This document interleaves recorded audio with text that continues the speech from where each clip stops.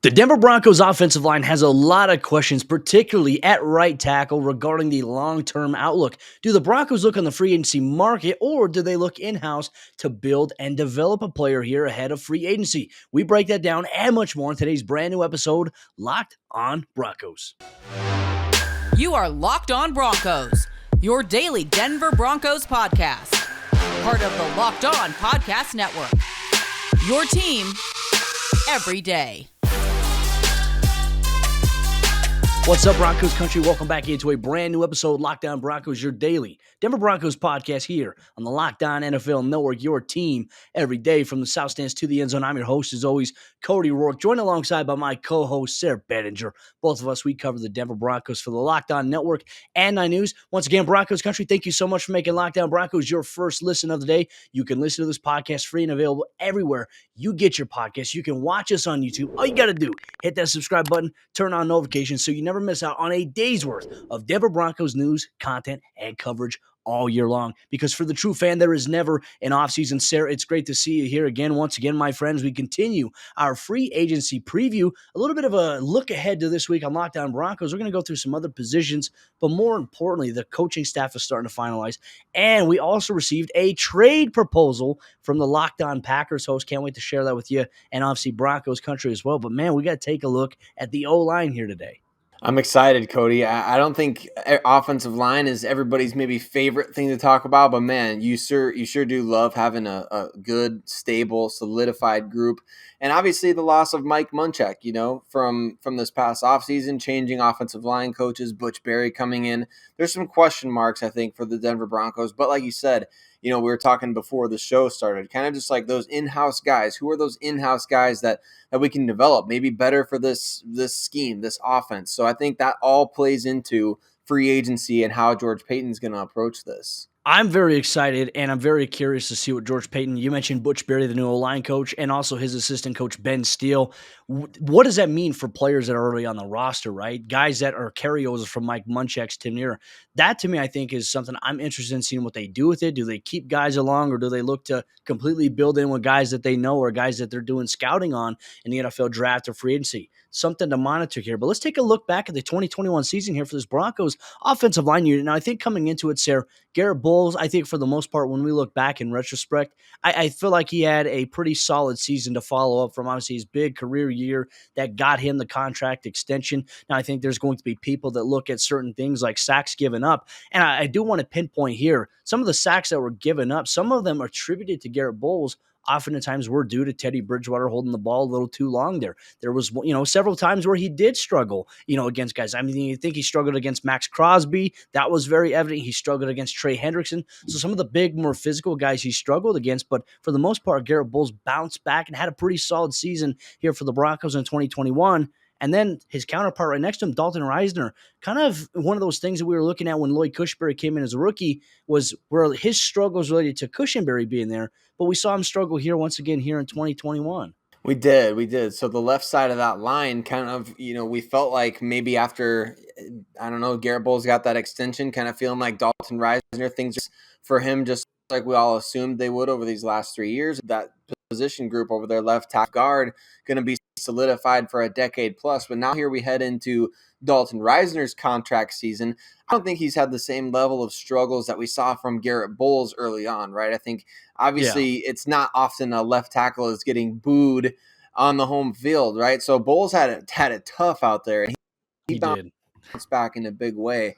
So I think it's an interesting spot to be in for the Denver Broncos because Bowles, he may not have played at a potentially all-pro level this past season, but at the same time, anybody who watched the games, anybody who looks even at the advanced numbers, you can see Teddy Bridgewater held the ball an extremely long time. He had, I think it was in the top 10 most time to throw of any quarterback in the NFL over the course of the season, which obviously your pass protection has to hold up pretty well in order for that to happen. So there were times, there were moments, but I think the biggest issue for me here now is like everybody in Broncos country loves Dalton Risner. Everybody loves him. He's a great guy, and he had an awesome college career at Kansas State. He loves being a Bronco. Like he came into the NFL wanting to be a Bronco, and then we all got to see that manifest on draft day. So now it's the rubber's meeting the road. Is he going to thrive in this new scheme, or is he going to continue to kind of play? I don't want to say he's playing below average because I'm no O-line expert, but at the same time, is he really progressing to the point that we need him to be? Well, and I would say definitely there's been some consistency issues in terms of like when you see the on field product. Now, like you mentioned, I'm not an offensive line expert as well. I know alignment and I can see where guys line up and how they react, maybe what the responsibility is, especially depending on where a defensive lineman is lined up on them. And often at times, I mean, there were times where he was focused on a three tech and helping out. And then you see a blitz coming through the A gap. There were times where he was late to pick up guys. At least that's how it appeared on film, right? And I could be completely wrong on this. But I think that when I go back and watching film, that's the one thing that I saw that felt like was a consistent issue for him. So, not to mention that he's also dealt with a variety of injuries throughout the last couple of seasons, but he's played through some of them as well. So I can't knock the guy for that. I think that this is a big year, as you mentioned, Sarah, for a guy like Dalton Risner. Now, there's also another big year for the the middle and the right side here for the Broncos too, because going back, Lloyd Cushenberry, he showed growth, I think, this past season, but it wasn't accelerated to the point where we expected him to be. There were still some issues and still some strength things that he struggled with, especially against the interior. There were times he got pushed back into the pocket, into the offensive line. So there's things in his game he obviously has to build on. And then Graham Glasgow, I think, continuity in the O-line took a hit when he had that season-ending injury in the Dallas Cowboys game right before halftime, and something that should have never happened, honestly, because the Broncos should have taken a knee and went to the locker room. Instead, they tried to do something completely pointless. He ended up getting hurt, but he is back. He did restructure his contract, and he'll be back here in 2022. So, there. And then Bobby Massie being solid at right tackle all season. What do you think of center, right guard, and right tackle?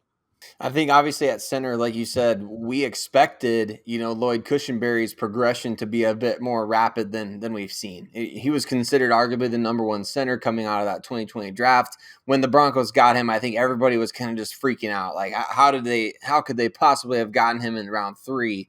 Now you're kind of seeing maybe why he fell in the draft a little bit. So I really hope, I hope that there's a positive future for him in Denver. 2 years now on the job as the starter. I think the biggest thing is what you brought up. The fact that he may be losing at the point of attack a little too frequently. He gets pushed back into the pocket a little bit too much, and you worry about that, over the course of a season. How much is that going to impact your quarterback play and what he's able to do out there? So right guard, I think obviously Graham Glasgow, Quinn Meinerz, those two guys will be back this year. I think one of them, Cody, probably Glasgow, after what we saw from Meinerz last year, maybe compete at the center spot going forward and see if he can't play there. So that might be, something where he's competing now. Cushenberry's competing with Glasgow for that center spot potentially. We don't know that for certain, but that's a possibility.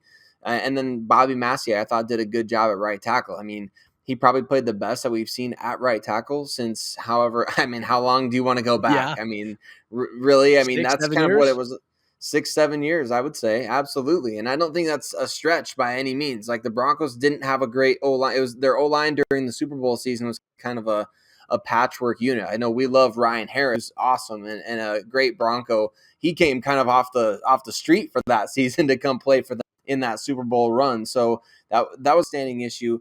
But you love to see Massey come in. I mean, he did a great job. And for a really great price, I think it was like less than $4 million for the Broncos to sign him last year. So really, just a really savvy move by George Paton. And I think you got to look at maybe, is there something else like that this year? You love the NFL draft. That's what you kind of have to consider going forward.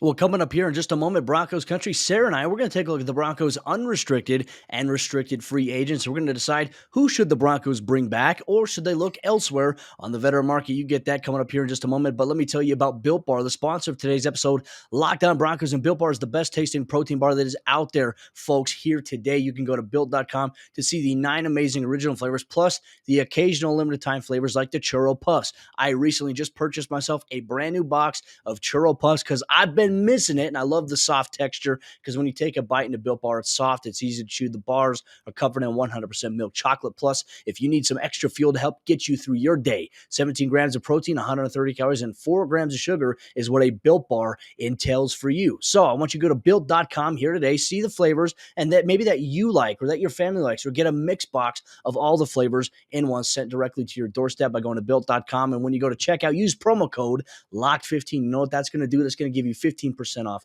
your next order at built.com. Once again, promo code LOCKED15 gets you 15% off at built.com. All right, Sarah, as we jump into the second half action on today's episode, Lockdown Broncos. Once again, Broncos country, thank you so much for making Lockdown Broncos your first listen of the day every single day, because for the true fan, there is never an offseason. Sarah and I, we have you covered every single day. We appreciate all your interaction we get here on YouTube. We appreciate all your interaction we get on the podcast, as well as social media at Cody Rourke NFL, at Sarah Bettinger, at Lockdown Broncos. But Sarah, now let's take a look here at pending free agents that are currently on this Broncos roster going into the 2022 NFL season. A couple of unrestricted free agents and a couple of restricted free agents. But it gives the Broncos flexibility because they don't necessarily have any contract, I think, issues with any interior offensive linemen. Realistically, you look at it, some of their expiring deals are on the offensive tackle position, not Garrett Bowles. So let's focus on right tackle.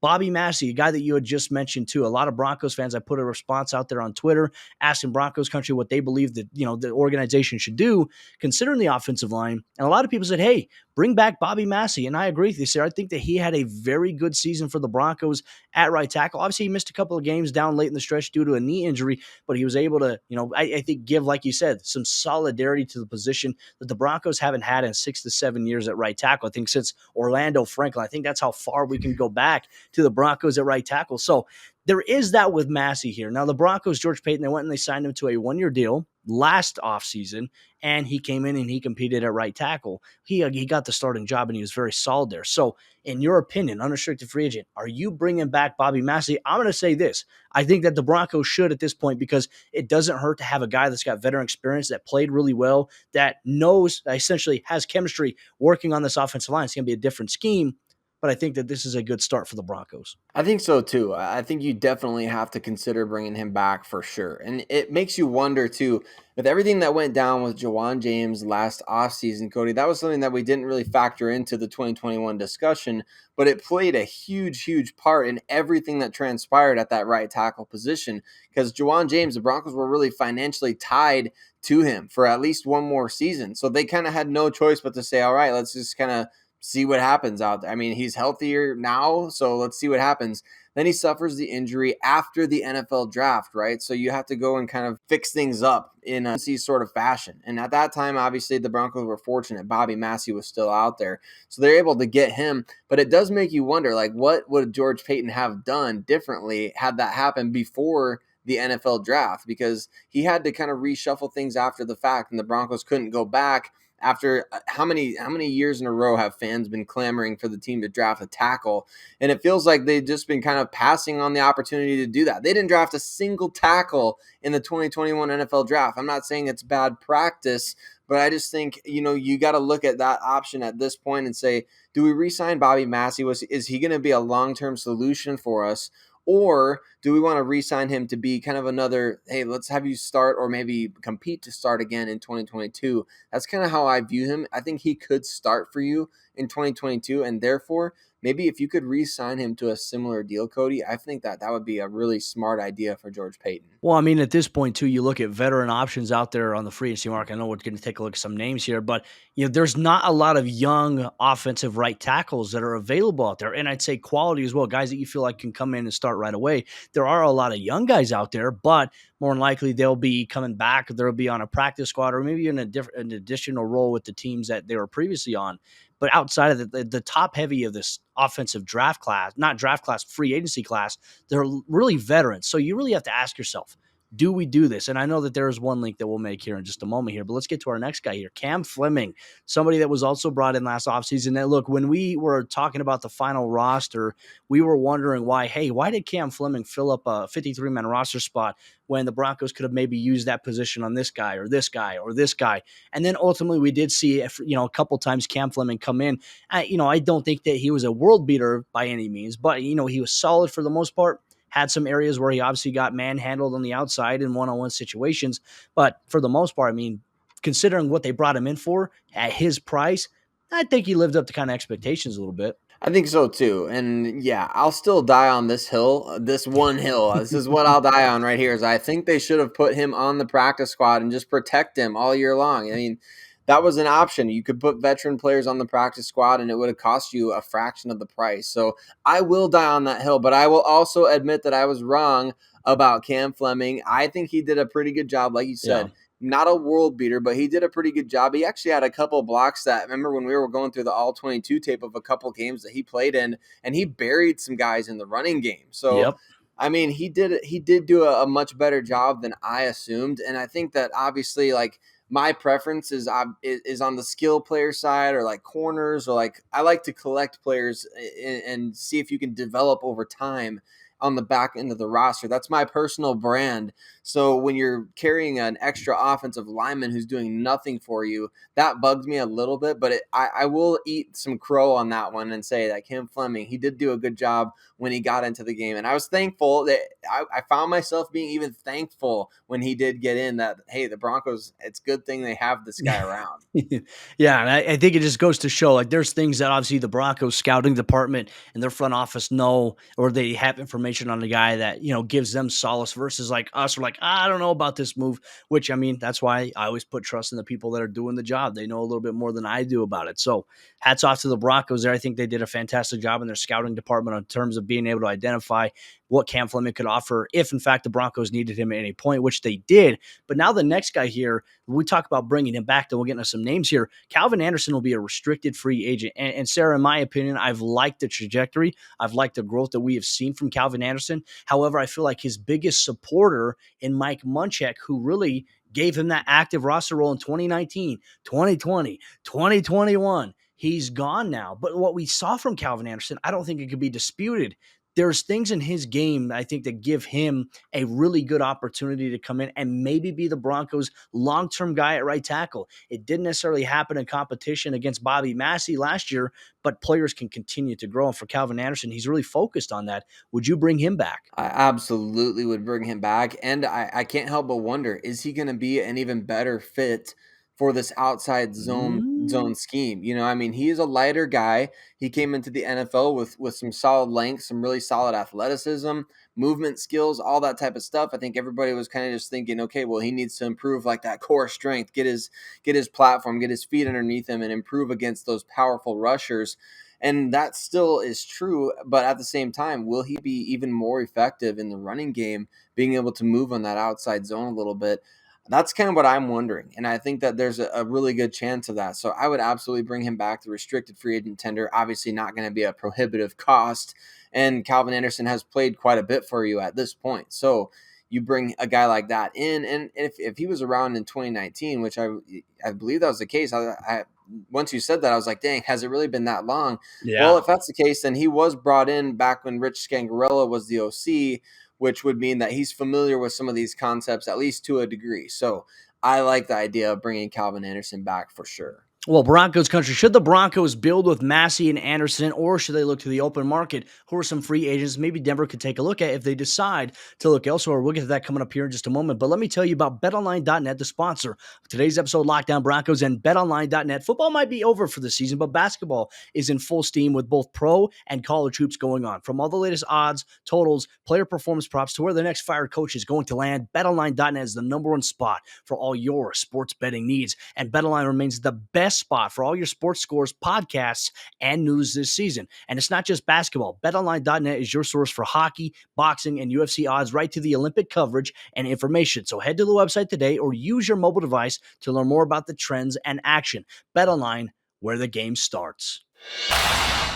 As we approach the fourth quarter on today's episode of Lockdown Broncos, once again, Broncos country, we appreciate you so much for tuning in to today's episode of the show. If you're listening to this podcast right now on Apple Podcasts, it would mean the world to both Sarah Bedinger and myself if you can go on Apple Podcasts and write us a review. If you love listening to the show, please leave us a 5-star review. Tell us why you tune in. Leave your Twitter handle, and we'll automatically have you entered into any future contest giveaway that we have. But we appreciate you. You pumping out reviews on iTunes allows us to grow even further to more fans in Broncos country. We appreciate you for tuning in here today. But Sarah, let's take a look now at the open free agency market here, talking about maybe some familiarity. Realistically, when I'm looking at the Broncos right now, I feel like the biggest thing they need to address is right tackle. Outside of the other positions, I think you can make arguments for guys staying, some of the young secondary guys behind the starters from last year, developing and maybe being potential starters.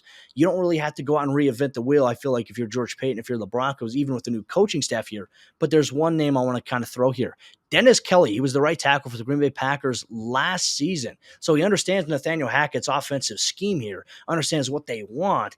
And if there's that draw about some certain quarterback that could be coming over via trade, maybe not. Who knows at this point? But I think familiarity is something. He's going to be an unrestricted free agent.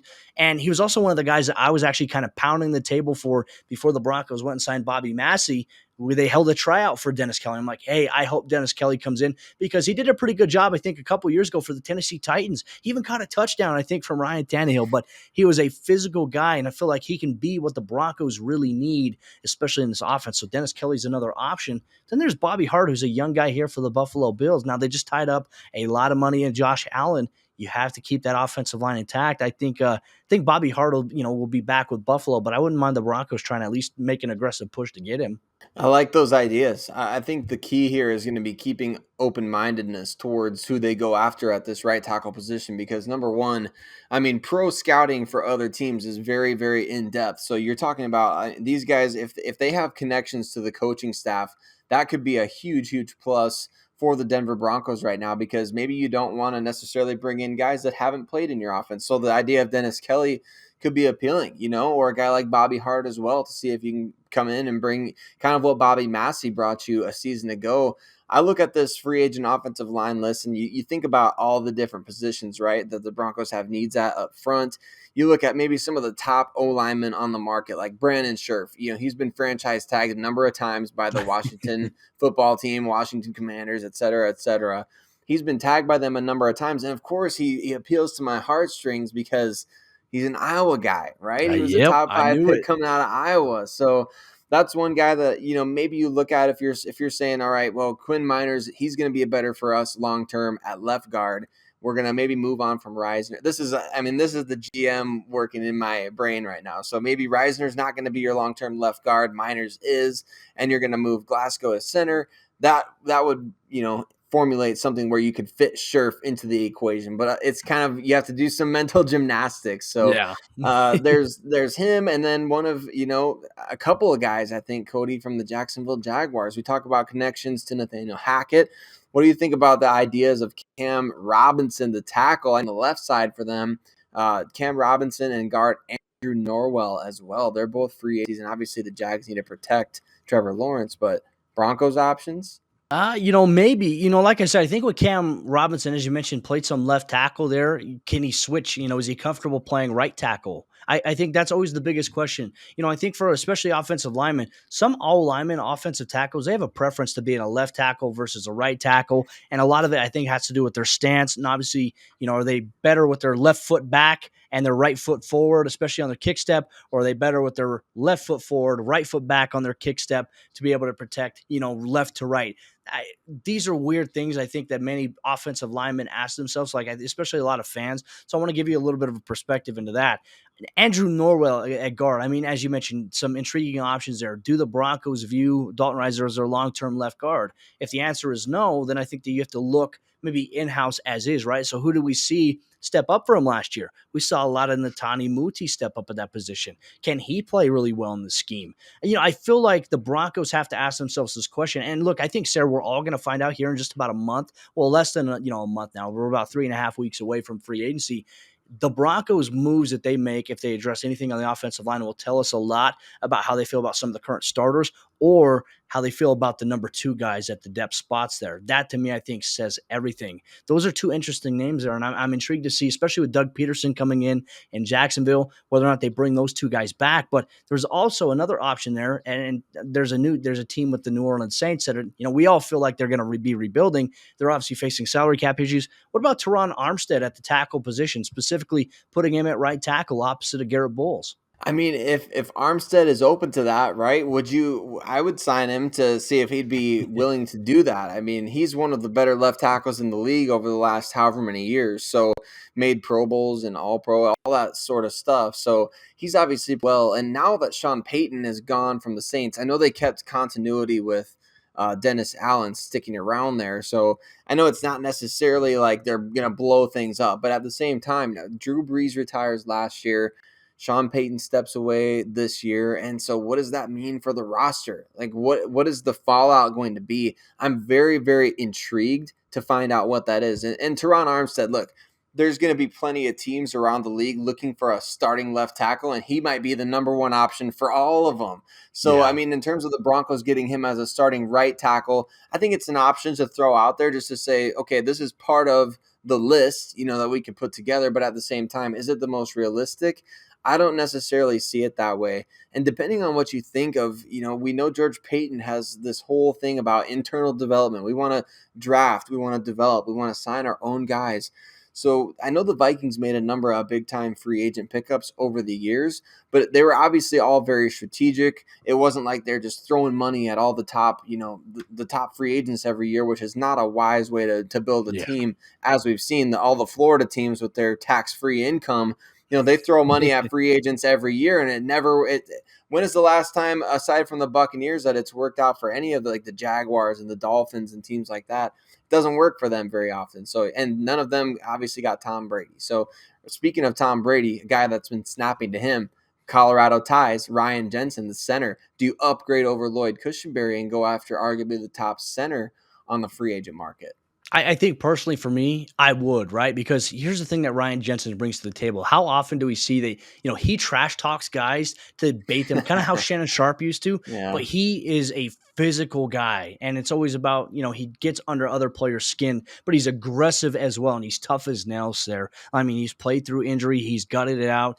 That to me, I think this is what the Broncos need, especially if their identity is going to be to run the football, to set up the pass, to have this offensive balance to where it's not just one-sided. Ryan Jensen, I feel like, would be a perfect fit in Denver. The question is, there could be a lot of changes coming up in Tampa Bay. No Tom Brady, obviously, unless he decides to magically unretire. I mean, obviously, the paperwork hasn't been officially filed yet to the league office. But Ryan Jensen, I feel like, would be one of the more intriguing offensive prospects, not at tackle, that I would say, hey, if I'm George Payton, I'm heavily pursuing this guy. And then there's also another guy we'll touch on here quickly, Will Hernandez, who many in Broncos country had wanted in the NFL draft. Sarah, I know that there were times where we talked, and Will Hernandez was on your list leading up to the time that he was drafted by the Giants. Do you see him coming in, or do you feel like at this point it kind of be overkill considering where the Broncos are currently at with depth as is? To me, it kind of seems like it could be overkill, especially if the Giants are letting him go. They have struggles on the offensive line. So if they're letting a good offensive lineman go, that wouldn't really make sense to me why they would do that. It's not like they're struggling cap-wise, or they're, I'm sure Brian Dable is going to want to have the best possible team. So if the Giants let him go, to me, that speaks volumes. And the Broncos got Netane Muti, right? So it's kind of a similar type of deal, just a big, strong, athletic dude on the interior offensive line. That's kind of what we were hoping to get from Will Hernandez. And now you've got it in Muti, and he's got more years of team control on his contract. So while it would be fun to see him finally play for the Broncos, I don't necessarily know that that's going to be the case. I think obviously you've got enough young guys on that interior offensive line. If you're going to make an upgrade, it has to be an immediate, clear upgrade, like you mentioned with Ryan Jensen. Interesting points enough as is in Broncos country. Do you agree with Sarah or myself? Do you disagree? Let us know in the comment section down below here on YouTube. We have one more NFL free agency preview that we're going to be taking a look at, and it has to do with the tight end position. The Broncos saw an added boost with guys like Eric Sauber added to the mix. Do the Broncos look at bringing him back? Plus, do they take a look at the other open options on the market? You get that on tomorrow's episode here, Locked On Broncos. That will wrap up today's episode. Show both Sarah Bettinger and myself, Cody Ork. We appreciate you for taking time out of your day to listen to us on your favorite podcast provider or to watch us here on YouTube. Hit that subscribe button, turn on notifications so you never miss out on a day's worth of all the coverage you need when you're craving anything for the orange and blue. Sarah Bettinger and myself, we have you covered. But with that said, Broncos country, we appreciate you taking time to tune in here today. Can't wait to talk more Broncos football with you tomorrow.